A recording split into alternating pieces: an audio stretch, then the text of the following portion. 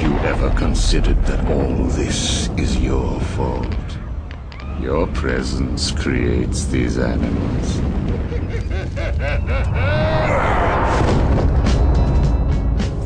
I think as a studio we're a lot more confident than what we were in the first game, because we now know that we can really deliver a Batman experience that's genuine, that's authentic, that really nails high-impact combat, navigation, the forensic detective stuff, as well as this sort of dark psychological aspect of his personality.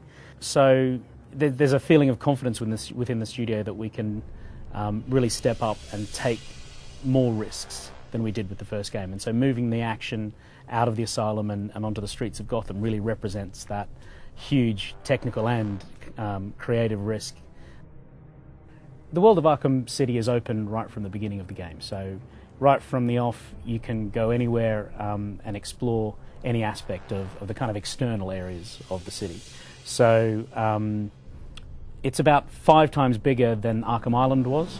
So from a kind of technical perspective, it's a huge undertaking to build out this world, because we didn't want to create a game world just that was bigger just for the sake of making a bigger one. The moveset and the navigational skills that he had within Arkham Asylum were really designed for that game space. Moving out onto the streets of Gotham, we had to really overhaul everything. So being able to run off a rooftop, deploy the cape, dive down into the street, that's something that we really couldn't do within Arkham Asylum, because the game world just didn't lend itself to that. Beyond navigation, we've just massively ramped up combat. We've got twice the number of animations. We can now integrate gadgetry into combat, so you can use the Batclaw or explosive gel during free-flow combat.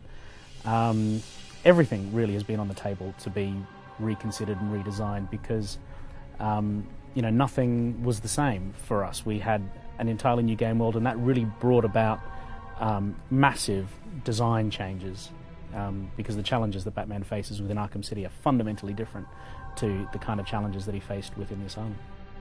So we've developed a whole range of new narrative systems that are constantly bombarding the player with story and narrative elements wherever they go.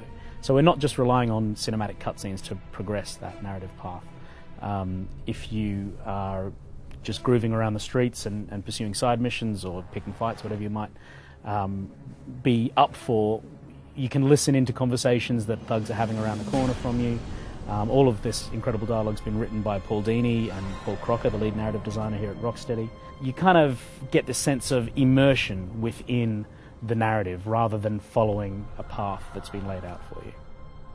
For us, no Batman experience is complete without a massive rogues gallery, and even though the experience in Arkham Asylum was very much a kind of one-on-one between Joker and Batman, a sort of cat and mouse confrontation, there was still a load of characters that were stitched into the story in interesting ways.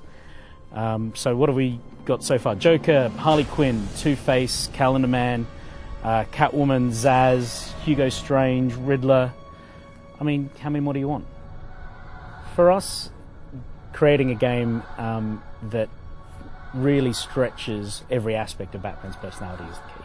So not just combat, not just navigation, not just forensics, but also that dark psychology is a really critical part of delivering a complete Batman experience. I think something we did really well in the first game was not tell people what they could expect, and so it was a genuine surprise when the Scarecrow stuff kicked in and it sort of hit you out of left field. So can I tell you?